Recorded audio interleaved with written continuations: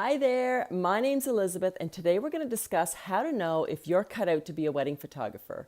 Wedding photography is so much more than just being able to take correctly exposed, pretty photos. Yes, you want to have a great portfolio because let's face it, you need to be able to prove to your potential clients that you can actually deliver the goods, but you also should have some of the following. Number one is creativity. Many times we find ourselves in situations that are not ideal for making beautiful and epic shots.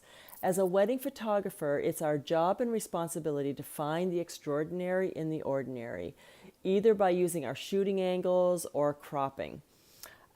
This means that we need to be creative with using readily available items that's in hotel rooms, wedding venues, and even things that are outside in nature that you can bring in to enhance your shots. Not all weddings are going to be high end and in gorgeous venues, so it's our job to make sure that they look that way.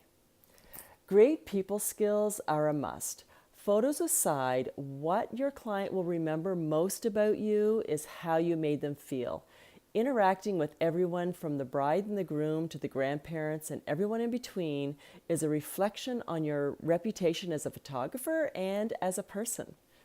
Once a client has an exceptional experience with you and feels well taken care of, they're more apt to recommend you to their friends and family. So think of it.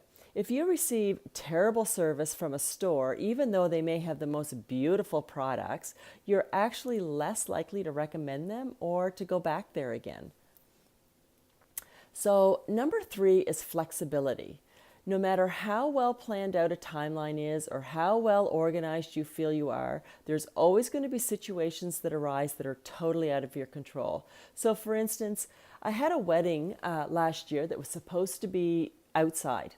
And when I arrived on site, it was threatening rain, and so the ceremony was all moved to inside of a hotel room, like an actual hotel room. I had to set up a light, I had no room to move around, and I had to make it work. That was definitely stressful, but I had to be flexible, and in the end, we made it work, and and it turned out okay. So number four is that you have to have an eye for detail. All of the details. Capturing great shots require managing many components at the same time.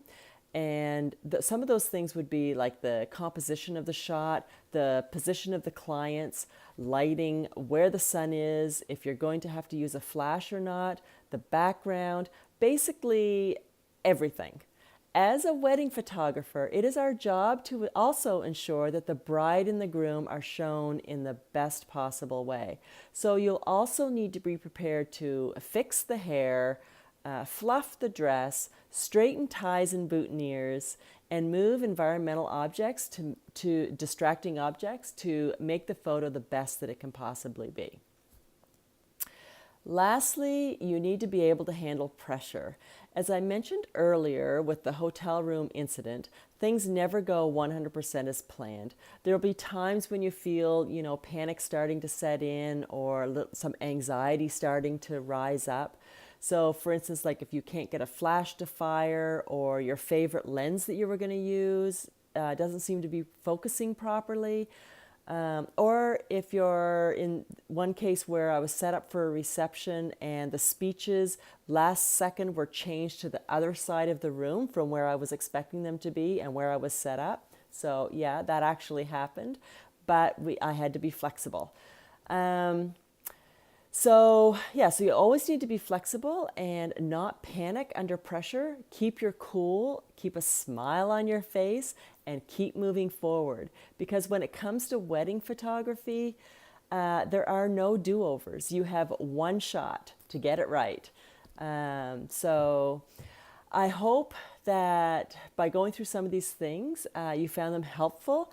But one last thing before I go, I just want to say that being a wedding photographer is one of the most rewarding things that I can ever imagine doing.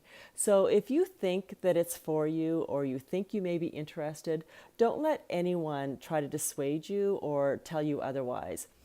I've heard of quite a few stories where some wedding photographers may try to discourage you, may say that you're not good enough. Why would you work your weekend? Don't you hate having all that pressure on you? Or some other reasons why you shouldn't do it. But you need to listen to your heart. You know what's right for you, and you know what feels right. And if it feels right, I encourage you to do it. Also, something that I find helpful is to follow encouraging people on social media. So people that are living their dream and people that, know what it's like to go out on a limb. So follow them. They are a huge encouragement. So thanks for watching this video, and I will see you next week with another video. But just before I go, in the notes below this video, I've attached a link to a list of shots that could be done on a wedding day. So if you want to go to the link, download it. It can be used as a guide, and it can alleviate some of your anxiety about what shots you should be getting on a wedding day. I've also included a link to our Insiders Facebook group for beginner portrait and wedding photographers. If you're a new photographer just starting out and want to join our group that is non-judgmental and very, very friendly, just click the link below and sign up. So once again, thank you for watching, and I will see you next week with a new video. Bye for now.